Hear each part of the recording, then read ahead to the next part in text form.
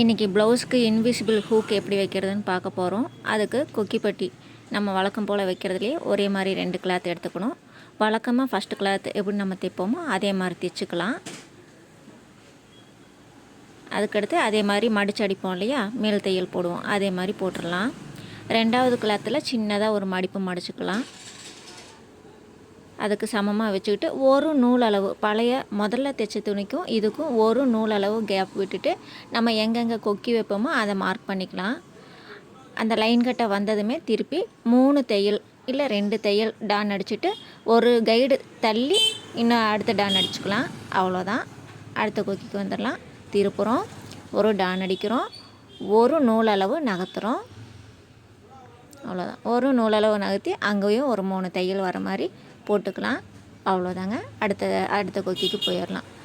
தைக்கிறோம், வச்சு கிளாத்தை திருப்பி ஒரு 3 நூல் தையல் வர்ற மாதிரி அடிச்சுட்டு கொஞ்சம் தள்ளி அடுத்த 3 தையல் போட்டு திருப்புறோம். அவ்வளோதாங்க. நல்லா பார்த்துக்கோங்க. புரியலைன்னா வீடியோவை கொஞ்சம் ஸ்லோ பண்ணி பாருங்கள். வச்சு திருப்பிட்டு 3 தையல் விழுகிற அளவுக்கு தைச்சிட்டு ஒரு கைடு தள்ளி 3 தையல் போடுறோம். அவ்வளோதான். அப்படியே நேராக மறுபடியும் தைக்கலாம்.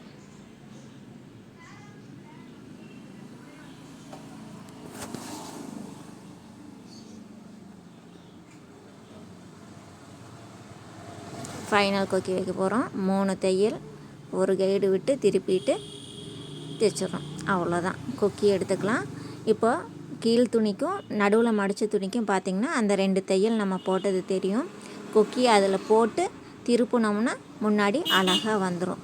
பாருங்கள், கொக்கியை திருப்புறோம், தலைகீழாக போட்டு திருப்புறோம், முன்னாடி திருப்புனோம்னா அழகாக ஊக்கு மேலே வந்துடும். அவ்வளோதாங்க. ரொம்ப சிம்பிளாக இருக்கும். ஊக்க போகிறோம், திருப்புறோம், அவ்வளோதான். ஈஸியாக கொக்கி வைக்கிற வேலை முடிஞ்சிருச்சு.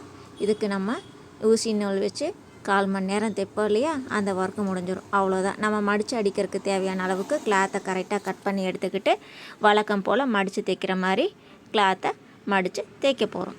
அவ்வளோதான். எப்பயும் போல இந்த தையல் ஃபஸ்ட்டு கொக்கி இல்லாமல் அப்படியே தைப்போம். இப்போ கொக்கி வச்சுட்டு அப்படியே தைச்சி நேராக முடிக்க போகிறோம். அவ்வளோதான். நம்ம வழக்கம் போல் எப்படி தைப்போமோ அதே மாதிரி தையுங்க. அவ்வளோதான். ஃபினிஷ். புரியுதுங்களா? புரியலைன்னா இன்னொரு தடவை இதே வீடியோவை திருப்பி பாருங்கள். ஈஸியாக புரிஞ்சிடும். தைச்சி முடிச்சுட்டு அந்த எக்ஸ்ட்ரா கிளாத்து, எக்ஸ்ட்ரா நூல் எல்லாத்தையுமே கட் பண்ணி எடுத்துட்டோம்னா நீட்டான இன்விசிபிள் கொக்கி வச்சாச்சு. அவ்வளோதாங்க. ரொம்ப ஈஸி. ஒரு தடவை ட்ரை பண்ணிங்கன்னா அதுக்கப்புறம் உங்களுக்கு ஈஸியாக புரிஞ்சிடும். அவ்வளோதான். எக்ஸ்ட்ரா கிளாத்தை கட் பண்ணிடலாம். அடுத்து ஊக்குப்பட்டி ஐஸ் வைக்க போகிறோம் இல்லையா, அதுக்கு அந்த இன்னொரு சைடு ப்ளவுஸ் எடுத்துக்க போகிறோம். வழக்கம் போல் வைக்க போகிறோம், தைக்க போகிறோம். நேராக தைச்சிக்கலாம். கிளாத்து வந்து 2ஆக மடித்த கிளாத்தாக எடுத்துருக்குறேன் நான். மடிப்பு பக்கத்தை தைக்கிறோம்.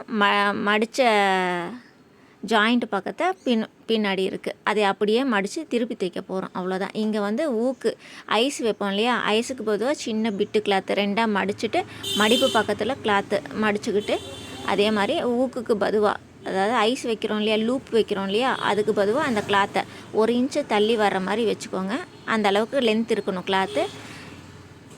கிராஸ் தையல் போட்டு டான் அடித்து திருப்பினீங்கன்னா ஊக்குப்பட்டியும் நமக்கு ரெடி ஆயிடுச்சுங்க. அவ்வளோதான். வழக்கம் போல் மடித்து தைக்க வேண்டியது தான். முடிஞ்சது. கொஞ்சம் மெதுவாக ட்ரை பண்ணோம்னா ஈஸியாக புரியும். உங்களுக்கும் இது சுலபமாக புரியும்னு நினைக்கிறேன். அவ்வளோதான். அந்த கொக்கி வச்சதுக்கு நேராக வந்து மார்க் பண்ணணும். நம்ம டீசரை எடுத்துக்கிட்டு மார்க் பண்ணிக்கலாம். எந்த இடத்துல நம்ம கொக்கி வச்சுருக்கோம் அப்படிங்கிறத மார்க் பண்ணிவிட்டு அந்த இடத்துல வி ஷேப்பில் ஐஸ் கொடுத்து தைச்சி முடித்தோம்னா ஈஸியான முறையில் ஊக்கும் வச்சாச்சு, ஐஸும் வச்சாச்சு. காஜா ஊசிக்கோ நூலுக்கோ வேலை இல்லை. ஈஸியாக நம்ம தைச்சி முடித்ததோடு எடுத்து மடித்து வச்சிடலாம். பாருங்கள், ஈஸியாக முடிஞ்சது.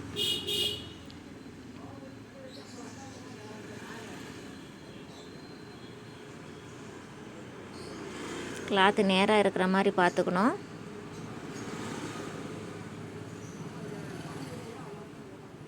காஜா ஊசிக்கு இந்த மாதிரி தைக்கும்போது வேலையே இருக்காது.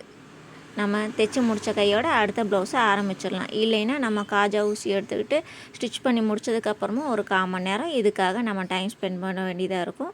இந்த மாதிரி நம்ம தைக்கும்போது ஈஸியாக நமக்கு டைம் சேவ் ஆகும். ஈஸியாக காஜா ஊசி இல்லாமல் நம்ம தைச்சிட்றோம்.